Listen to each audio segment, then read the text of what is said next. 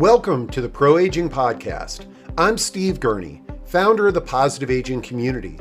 We're thrilled to have you join us for interactive discussions with pioneers and thought leaders on a wide variety of topics related to aging and longevity. These insightful discussions and the Positive Aging Sourcebook are brought to you thanks to the support from our Positive Aging Community champions. Visit proaging.com to connect with them and discover hundreds of valuable other resources. We're excited to have you with us today, so let's jump into an engaging Positive Aging live and interactive discussion. Those Positive Aging community members that might not be aware, Positive Aging Community and Beacon newspapers merged recently. So I hope we'll see more of these discussions with Margaret as the host or as the co-host. But Margaret, tell us a little bit about your background in the Beacon newspapers for those who aren't familiar. I've been at the Beacon since before the pandemic, which feels like forever ago, I guess 7 years or so. And I started here as managing editor, and I've been editor for the past year or so. But I've always liked interviewing people and writing down what they say. That's kind of my jam. That's what I love. And it's a pleasure to do it here. I learned so much from every interview. And our focus is on people over 50. We're a free paper that's distributed throughout the DC region and the Baltimore region. We have 3 editions. So I've learned a lot from all the older folks I've interviewed over the past few years. I love it. And I'll make sure to drop a link to the Beacon. And actually, I'm going to drop the link to the Beacon in chat of that was conducted back in 2021 of where it looks like Robert Friedman interviewed Kojo for that cover story. And now I am thrilled to welcome our guest to the stage here, Kojo Nnamdi, a renowned broadcaster and who has a brand new podcast called Young at Heart. And folks, if you haven't tuned into this, I'll put the link in there. It's absolutely amazing. I listened to every interview that you've got up there in one sitting, and I can't wait to listen to the next one that you post. But Kojo, thanks for joining us today, and congrats on the new podcast. Thank you very much. The pleasure in joining is all mine. I've been looking forward to this because it seems as if we share the same values about aging. I love it, and we're gonna dive into some of those values that we share. But before we do, for those that may not be familiar with you, I'd love to hear a little bit about your life story and what led you into broadcasting. I was born in Georgetown, Guyana in 1945, and that's where I grew up and spent all of my time until 1967, when I embarked for the McGill University in Montreal, Canada. But those years in Guyana were years in which the only medium that was really available to us was radio. There was no television in Guyana during those years. And I was just reflecting, like before I went to bed last night, I was singing the words of a calypso. And I realized that I knew all of the words of that calypso, and we did not have a record player. The only place I could have heard that calypso was on the radio. And it, I guess, played so frequently, or I listened to the radio so assiduously that I remembered all of the words of that calypso. And so radio was our window, if you will, on the world and on life in general. And so I grew up in an environment in which, in the neighborhood in which I lived, we lived right next door to what would, in a sophisticated environment, be called a bar. We called it a rum shop because that's what people drank there. And that was on the one side, and on the other side next door was a winery. And people were always amazed that my parents could raise kids between a rum shop and the winery, because we were always entertained day long and night long by inebriated people who were, I mean, that was our form of television. We simply had to look out the window and somebody was performing in the street outside our house. Either there was a woman dragging her husband out of the rum shop, or there was somebody who was singing all of the latest songs on the street.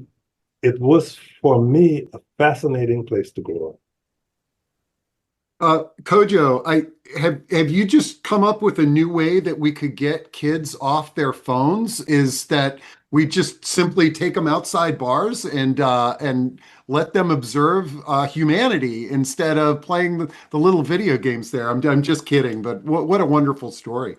Um, well, okay, so I you're inspired by radio. It's been a part of your life. How did you get behind the mic? Can you give us the Cliff Notes version of how you made your way to WAMU? Well, when I was still in Guyana, I did a lot of acting as an amateur in plays, and it occurred to me during that time that I might have a career in radio because, well, I was doing a lot of talking and it seemed as if people appreciated that. And so I actually applied for a job at the one radio station that existed, Radio Demerara in Guyana.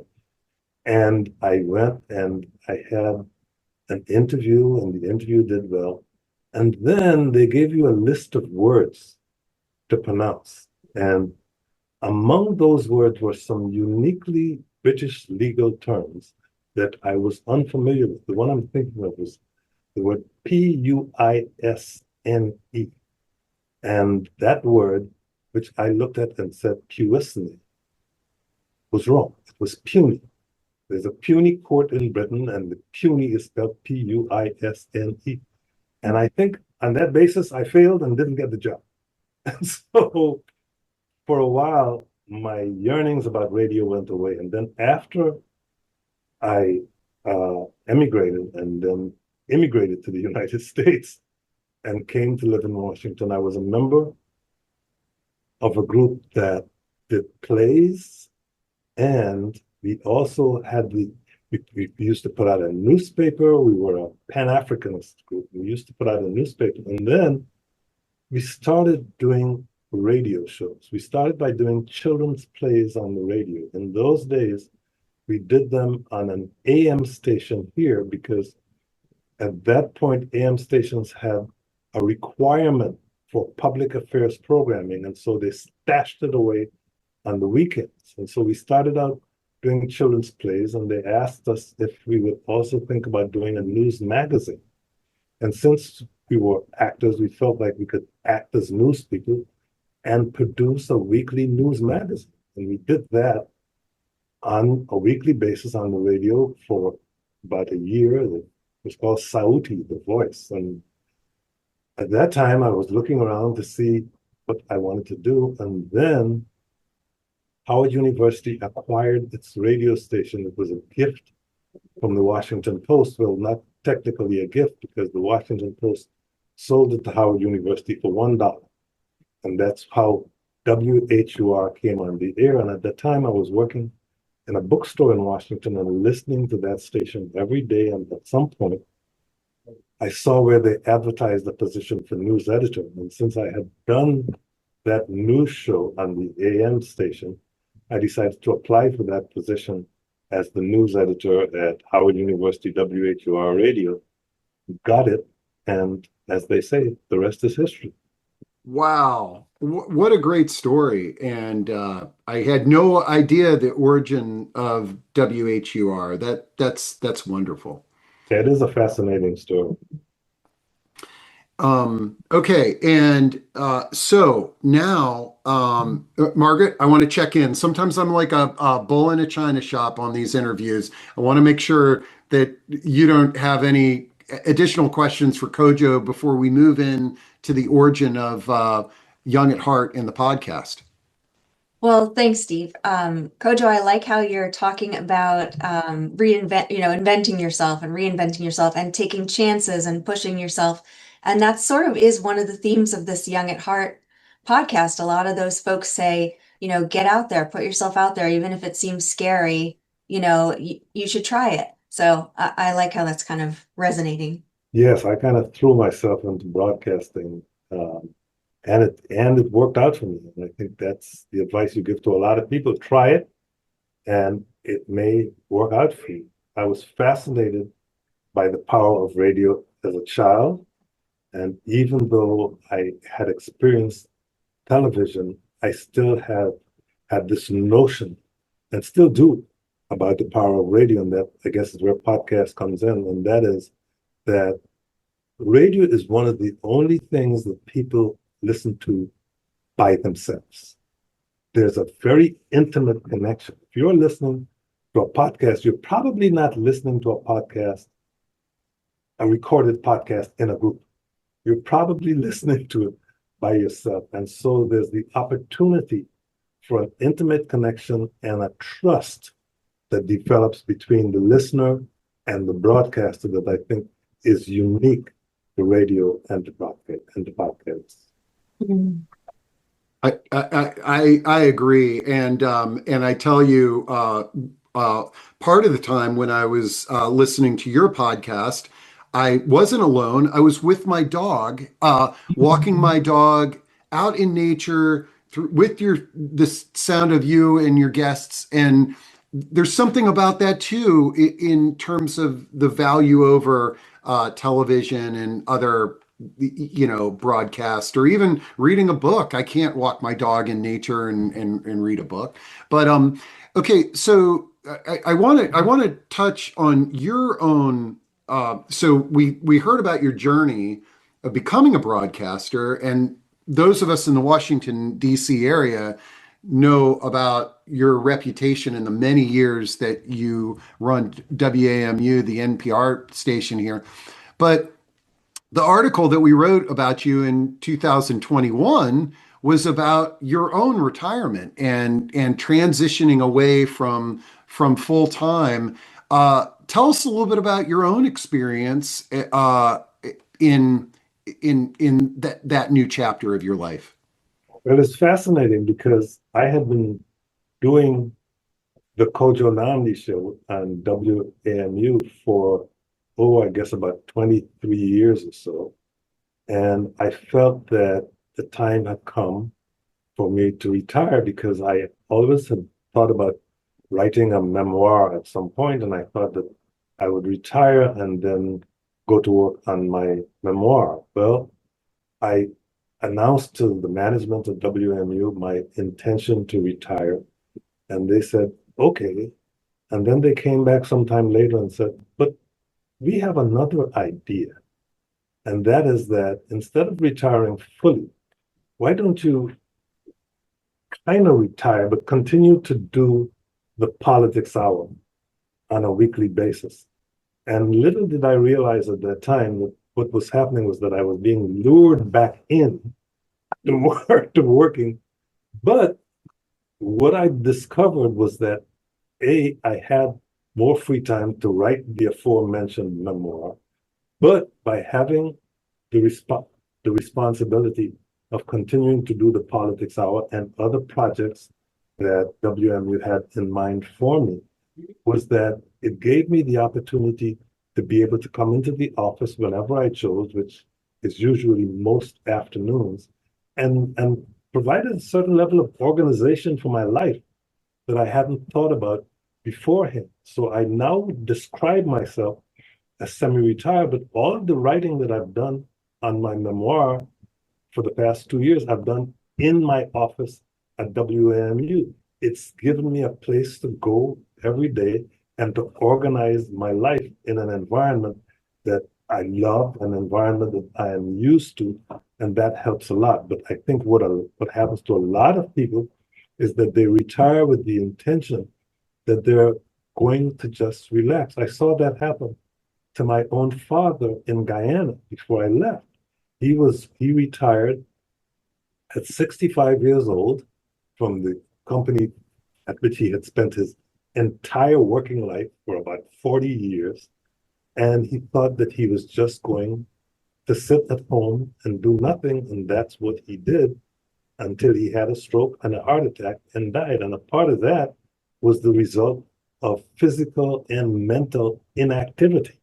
So I learned a significant lesson from that about what not to do in retirement. Oh, wow, that's sad. Very sad. And Kojo, you talked about, and now we're kind of your own personal story mirrors a lot of the people that you've interviewed on Young at Heart. But you said something that that really resonates with me about this vision of, okay, I'm not working anymore, and now I'm going to go and relax. And I have a question for you, just out of curiosity. I hope I'm not putting you on the spot, but let me ask you something. When you're at the office writing your memoir, preparing for the politics hour, is that relaxing? I mean, because my gut level feeling is that, like, sitting here talking to you, I would love to do this for the rest of my life. I don't need to go to some beach. This is relaxing for me talking to an iconic individual like you. This is my happy place. Yeah, yeah. It is my happy place. I was not sure exactly how I was going to organize my life after I retired, but now I have more free time on my hands than I did before I retired. And at the same time, I have a schedule that I can occupy in what I've come to consider my happy place, and that is in the office. I like the neighborhood. I like the view of the liquor store across the street. I like the view of Rock Creek Park. I mean, this really works for me. And during that time, I ran into an individual who has really become a good friend, Richard Kaufman, and he, like, he retired, and he had a lot of friends who retired, and he was wondering what they should be doing. And so together we began to talk about what has now become Young at Heart. So let's dive into that. And I just want to note that liquor stores and bars have a common theme in your life. Out of curiosity, do you drink yourself, or you just like Not anymore. Not yeah, anymore. you just like observing the community around alcohol. Okay, that's great. But let's let's dive into the origin of Young at Heart with Richard Kaufman. Do you have a story around that? Except for Richard Kaufman talking about it all the time, about seeing friends of his who, like my father, had retired with the idea that they would really enjoy doing nothing. And then beginning to realize that his friends were fading fast, not only from his memory, but from life. And wanted to find if there was anything that they could do that could occupy them in the same way that he discovered singing, jazz singing as an afterlife, if you will. And if we could find anybody who could do that, but I said to him at the time, I said, Richard, people our age are not generally podcast listeners. He said, I am. And therefore, a lot of other people my age would, if they knew that there was something that they could listen to that would be of particular interest to them, then they would become podcast listeners. And so he persuaded me, and then I persuaded a producer that I knew, Richard Paul, to become the producer of this. And Richard Paul went out and beat the bushes and found people all over the country who had reinvented themselves essentially after retirement. And these turned out to be some of the most fascinating people I have ever spoken to in my life. And so I came aboard and became very enthusiastic about it. And as a result, we now have the podcast Young at Heart sitting there and talking to people who said, well, I used to I had a pastime of sketching shoes. And I was like, Oh, I love that one. you had a pastime sketching shoes? That's what you did? Yes, it was like, when I was in high school, I doodled a lot. Many of us did. We just did a lot of doodling.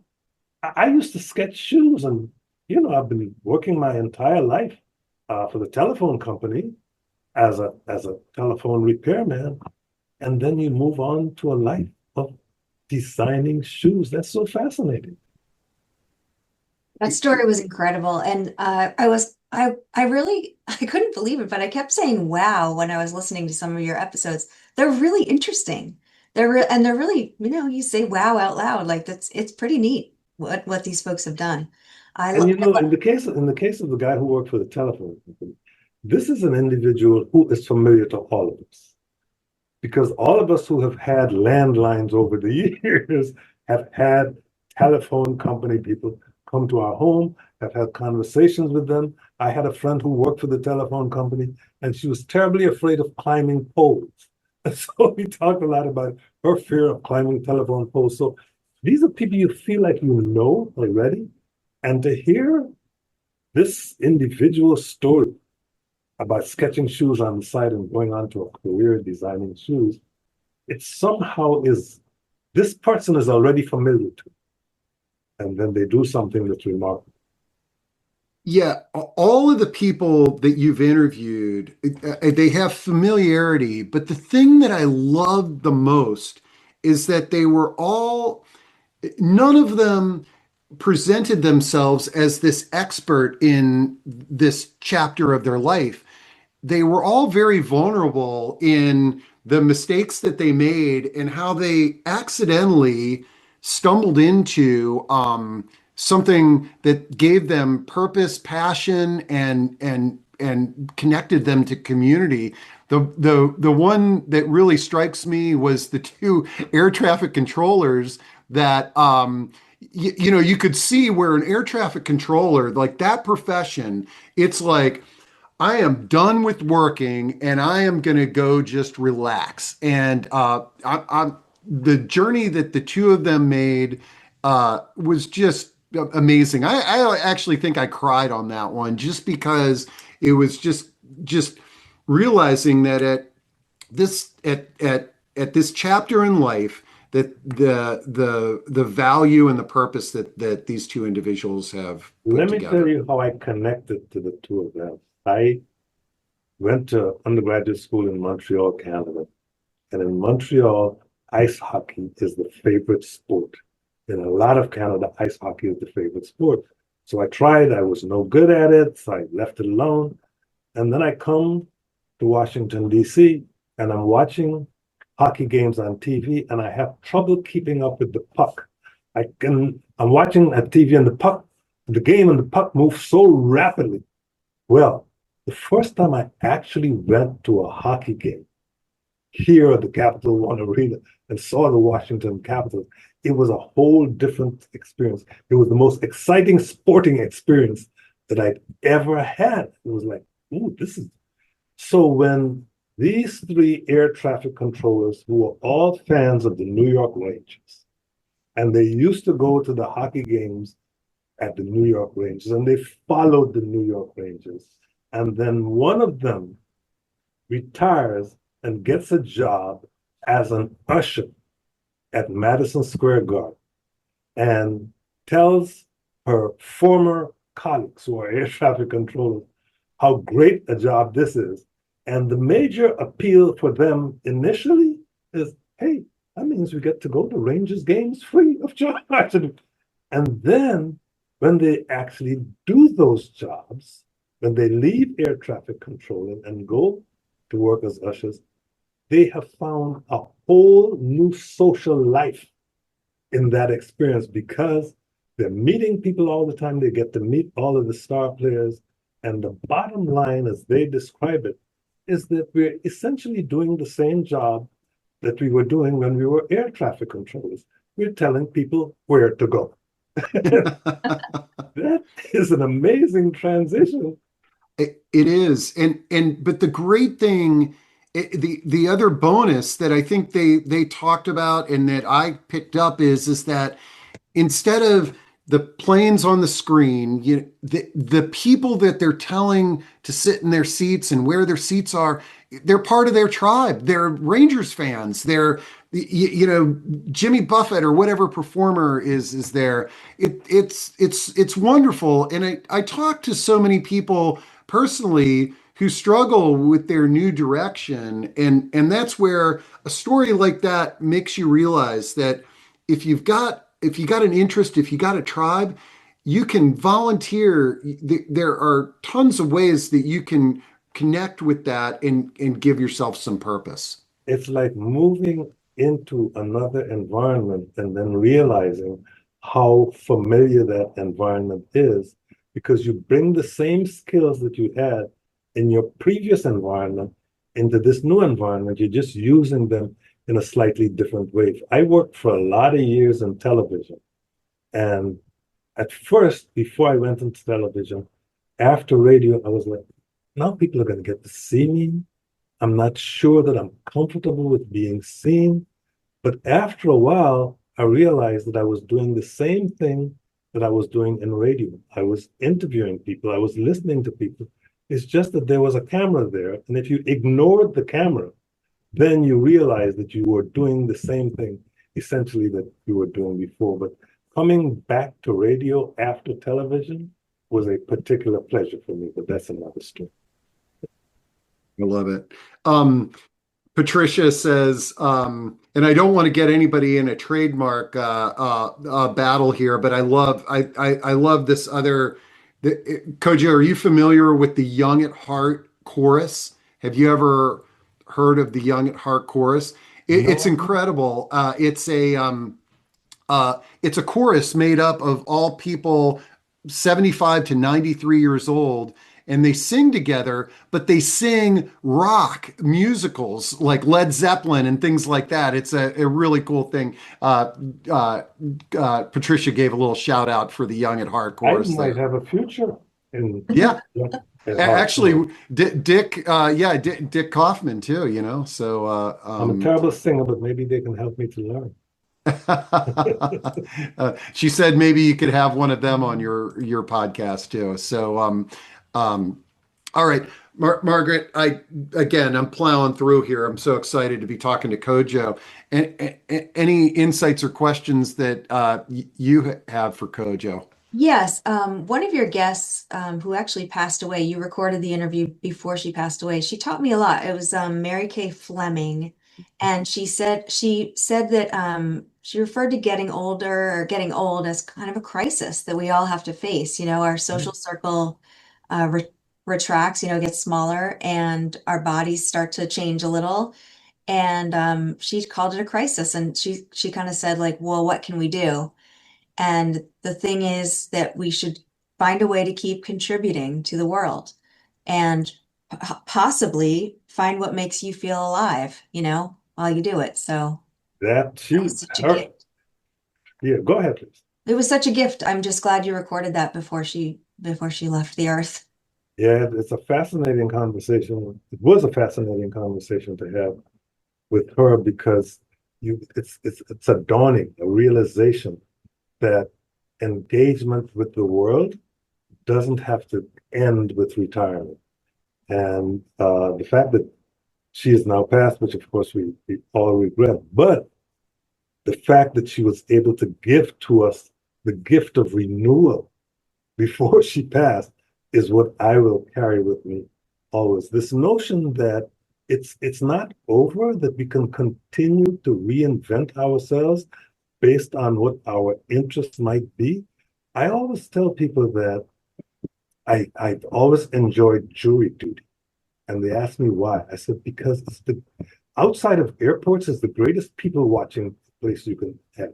And if you stop just thinking about, well, I'm here to see if my name is going to get called, and you look around you, you will find that there are people in all of those people who are in that jury pool are in your community.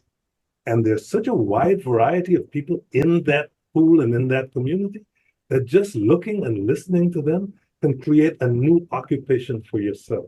So what she did was create a new occupation for herself that was involved with the world. I find that fascinating. Very And inspiring. what's interesting, my daughter, who's in college, she just went to she's thinking about law, and she went to the courthouse and just sat in the audience and listened to court cases. And she came back and told me, she's like, Dad, there's a lot of older adults there that are doing the same thing as me. I was the youngest person in the audience, and it is a very interesting window in the world in courthouses, and there's just so many places. If you're curious, and that's another theme of all of the people that you interviewed, and you personally embrace and inspire us to just be curious about life and people and places. Curiosity is what I think is the key to the future after we have retired from the jobs that we have, because I don't know anyone who doesn't have interests. What we often fail to do is to pursue those interests after we have retired. We say to ourselves, oh, this was just something that I did as a hobby while I was working, but now that I'm not working anymore, I'm not going to do that. I'm just going to do nothing. But if you pursue any of those interests that you had when you were younger or while you were working, and you find that you can create an entire new world. I tell people all the time, if you're retiring and you're not sure about what you're going to do, volunteer. You will find that when you volunteer, you will meet people and you will find new environments in which you might become extremely proficient and find that you might actually love being in those environments. I tried to take up golf at one point and I was terrible at it, but I really enjoyed doing it while I was being terrible at it. And I still have a set of clubs at home that I say at some point I'm going to try to do it again. But that's the point, is about trying to do things again. One of the people that we interviewed, I think just completed her 97th or so or 98th swim of the San Francisco, whatever that stretch of water is called. And that she had started doing that at a very early age, but when she retired, it became a greater passion for her to get up to 100. And now I think she's at about 98. And that stretch of water, which is like a mile and a half, something like that, is a major challenge, but it's also what's keeping her healthy. She's getting all of the exercise that she needs. She's having an adventure because she's meeting other people while she's swimming. She's attracting other people who are watching her swim. And it has, in my view, extended her life, it would appear, almost indefinitely. She mentions another minor theme of all these podcasts that I've listened to. She described swimming under the Golden Gate Bridge, and she said, all of a sudden the water turned black and I felt sick to my stomach. So she talks about feeling that visceral fear, and that's an extreme kind of physical manifestation of fear. But a lot of your guests do talk about how, yeah, they were afraid to try something new. The guy was afraid to, go to school for his for shoe design. He thought it was scary, but he said, I pushed through it. I transformed my fear into excitement. I think it's important to recognize that, yeah, we might be afraid to branch out and be a new person, but it's something we should try to do. And I think that after we have retired, or when we're facing retirement, is when we have to realize that the thing that we fear most of us, is death. And if we are not occupied after retirement, then that fear only grows. If we have something to do that is of interest to us, we don't think a great deal about the hereafter. We think a great deal about whether or not we can live long enough to really get good at what it is that we have chosen to do. And I find, like, when my friend Dick Kaufman started singing, or was in a singing group when he was in college. But now that he's retired and he's singing again, he's still working at getting better all the time, because one of the things we discover about musicians is that that's one of the things they do. Once they're playing, they could be 95 years old, they're still looking at getting better all the time. And so I think the notion of being able to do things better as we get older, rather than becoming less proficient, can be a driving force as we age. And it's certainly what I look forward to. And Kojo, I'm glad you brought up death, okay? Because end of life and death is something that we talk about a lot on this platform. And like many, I was very fearful. Like I would have somebody from hospice who would come on, and it would, like, that morning I was like, just, oh geez, talking about end of life.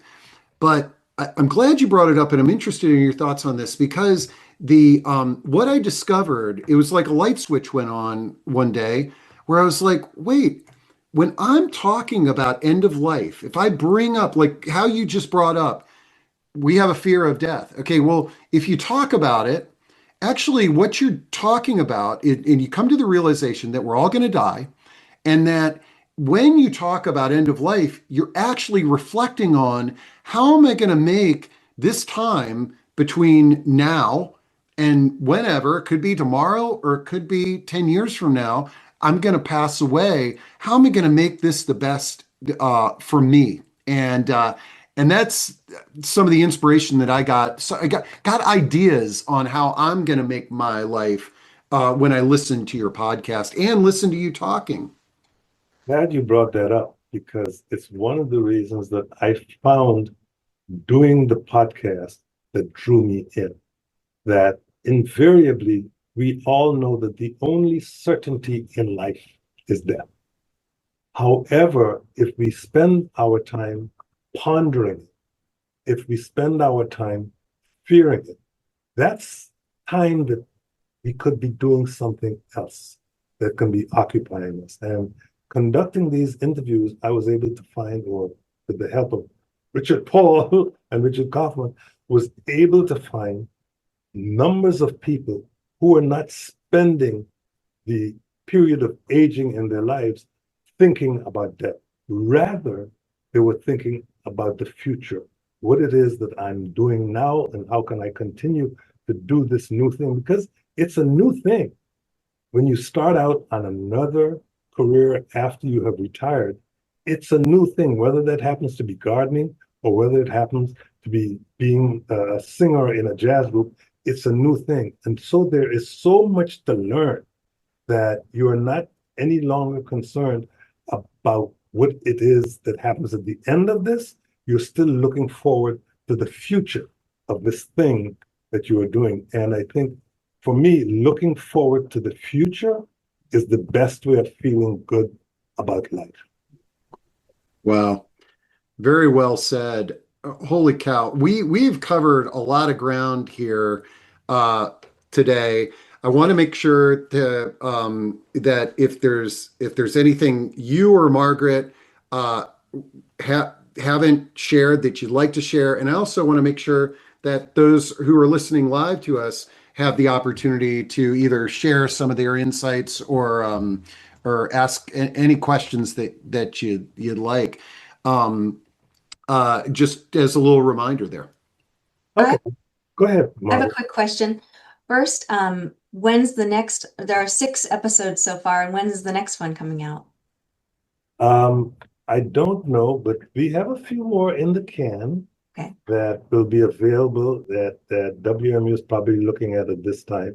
And I am in constant conversation with both Richards, Richard Kaufman and Richard Paul, and Richard Paul has always been about the business of trying to seek out new people. So we can't tell you when that's going to happen, but you can rest assured that there will be more because we're still doing this. We got nothing else to do. This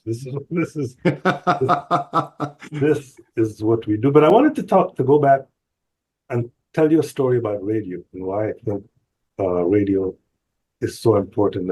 And with podcasts, people having the ability to listen to podcasts in much the same way as they listen to radio is particularly important. When I first started in radio at WHUR Radio, I was the news editor, and my desk was sitting in the middle of the newsroom, and right across from me was the desk of a guy who had the title of operations manager, because being operations manager was kind of his form of retirement. He had been in radio for a very, very long time and was a well-known radio personality in Washington, D.C. His nickname was Nighthawk. And that's how a lot of people still regarded him. Well, one day I was sitting at the news editor's desk and I saw a guy actually come into the radio station with his bicycle and park his bicycle outside of Nighthawk's office.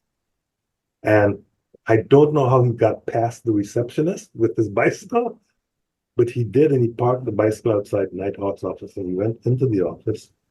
And after they were talking, the door closed, and I couldn't see or hear them anymore. And then about an hour later, a couple of uniformed police officers came in and went to the office. And then a short while after, a couple of white-shirted uniformed police officers, which means the upper echelons of the Metropolitan Police Department, came into the office. And after about another half an hour, they came out of the office, and the guy who had ridden up on the bicycle was in handcuffs. And they were leading him out, but he was quite mild and he was quite. And after all the police officers had left, Nighthawk came out of the office to talk to me. He was sweating profusely. And I said, "What happened?" He said, "That guy just came into my office and confessed to murdering 3 people." Holy cow. And I said, "Why did he come here and confess it to you?" He said, because he'd been listening to me on the radio for years, and he considered me his closest friend.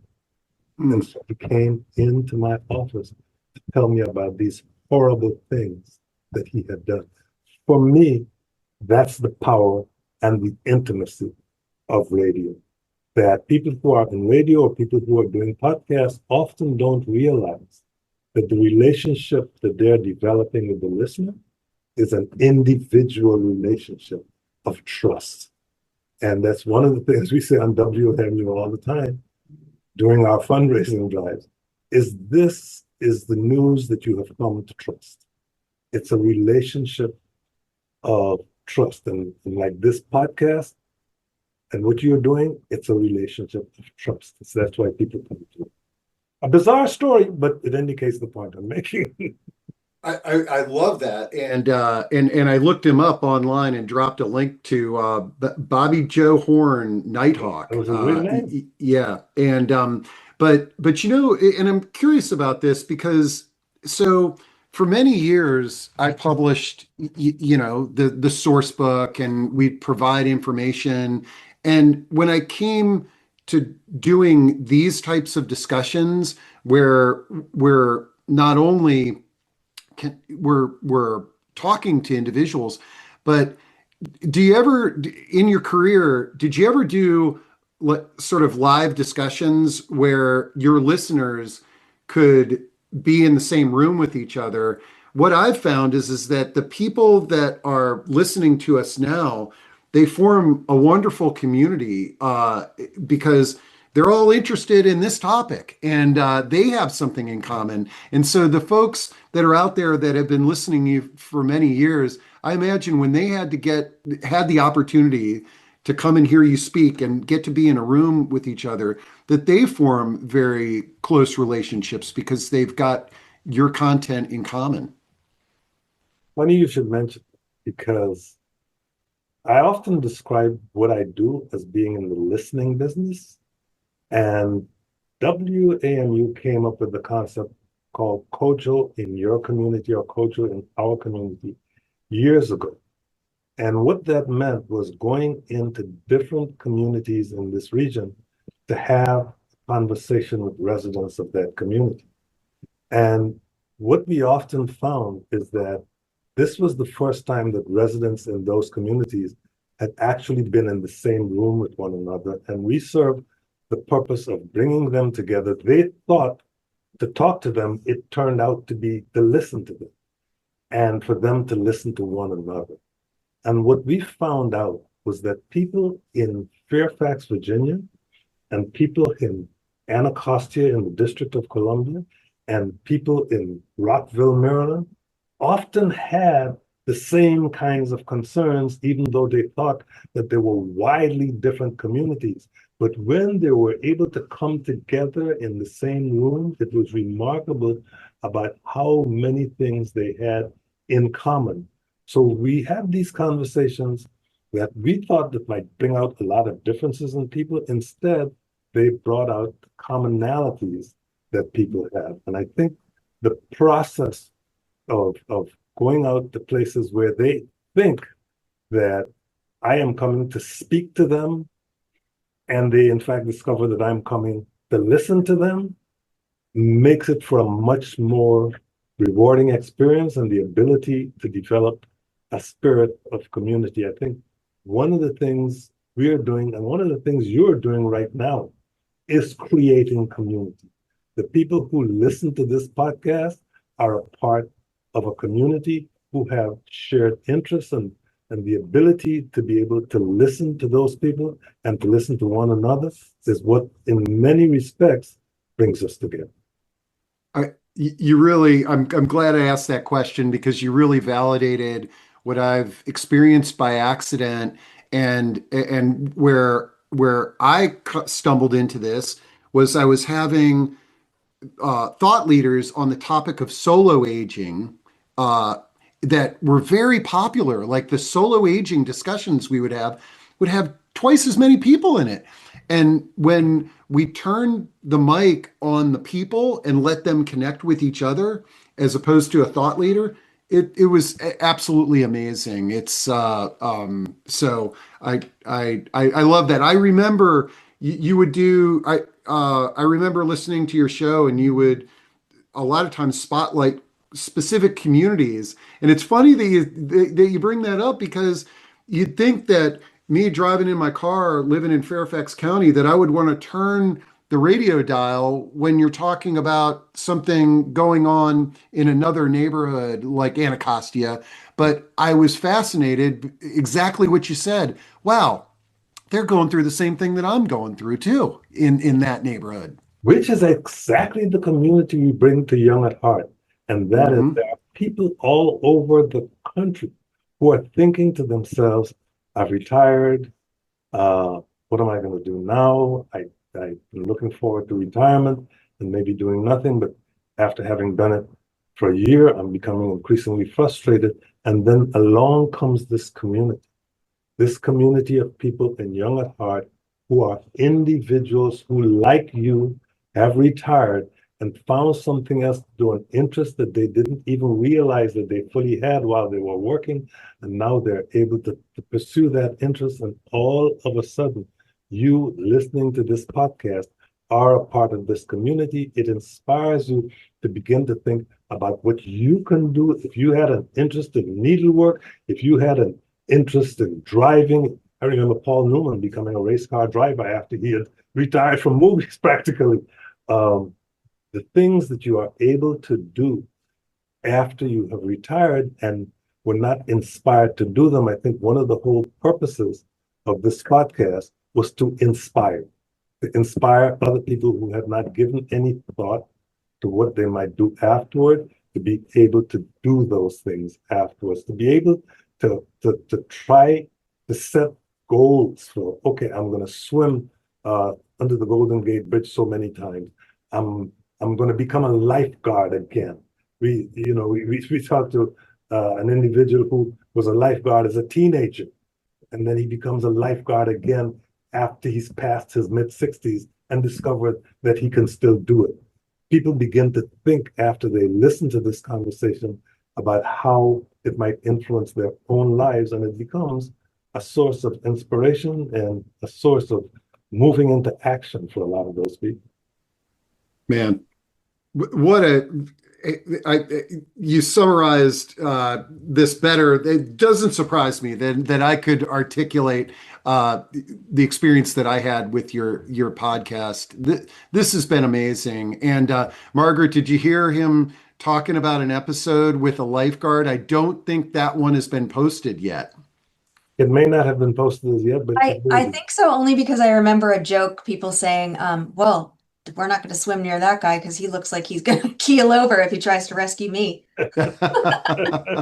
No, this has been a great, quite an honor for me personally, chatting with you today, Kojo. And we are going to scream the this podcast from the rooftops here because it really speaks to everything that we're trying to do at the Beacon and positive aging community. Well, it's going to serve as a source of inspiration to me, not only to keep on doing what I am doing at WMU, but to keep on pursuing more people who can become guests on this podcast. Oh, holy cow. Guess who's in the audience right now? Dick Kaufman. And I'm really thrilled that we gave him a shout out and I dropped the website with his bio. Dick, thank you for being the inspiration for your buddy here, Kojo, and the podcast for sure. Yeah, Kojo, if people have some ideas about friends or maybe themselves, if they have a good story, how would they contact you and suggest another source to be on the podcast? well, interestingly enough, Dick Kaufman and I have become friends, very close friends, largely as a result of doing this podcast together. But if they're trying to get more information about how to do the podcast, I would simply suggest that they contact me at WAMU. They can go to kojo@wamu.org, and my producers will pass on the information to me, and I'll make sure that Dick Kaufman and I continue to be engaged in this process. Actually, right here, when you go to the Young at Heart podcast page, hopefully folks can see my screen. You can Yes. click this button, share your story with Young at Heart, and you just fill out this nice little form. And holy cow, I would love to read some of the stories that are that people share with you on that forum. And I hope many of them turn into podcasts because you're a wonderful interviewer. Thank you. That's better than going to kojo@wamu.org. So my producers won't be complaining. So that's even better. Great. All right. Well, any last words for either one of you? This has really been a wonderful day for me. Yeah, well, I think of the old song, it ain't over till it's over. We're going to be continuing to the best of our ability to engage people of all ages, but in particular to pursue finding more people who are young at heart, who have reinvented themselves, and hopefully this can go on for quite some time. It's been a real pleasure talking to you about this. This has reminded me of how much I have enjoyed doing this and inspired me to go forward with it some more. I love it. Thank you so much, Kojo. Thank you, Margaret. And thank you to all of our community members that are listening to this live and the folks that are going to be listening to the recording as well. We'll look forward to tuning in to Young at Heart, and we'll get this recording up so folks can share it with their friends, family, and loved ones. Thank you. Thank you for having me on. And Dick Kaufman, you have to buy me lunch. All right. Talk to you all soon. Take care. Bye-bye.